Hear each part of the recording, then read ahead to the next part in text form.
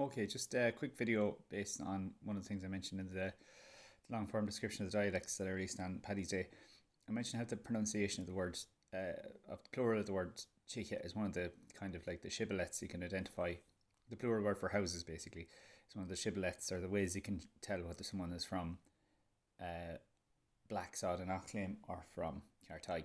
You can see there it's chicha in Cartaig.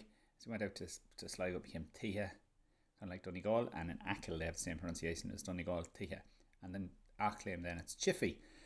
In Turmacady it's Chihu, you can probably see on the screen. But I also mentioned just very briefly there that I had heard an interview with Thomas Delos, who was from Inishark, and I thought that he pronounced it Chiffy, but I couldn't find the recording since. But I noticed, I went back to look at Lacid, they have a recorder called Nora Henu from Letterfrack, and she pronounced it Chiffy. And I wonder, is it because one of the founding, or one of the kings of Inishke Has, or the Inishke Islands, was from Inishboffin. So maybe there's some link there.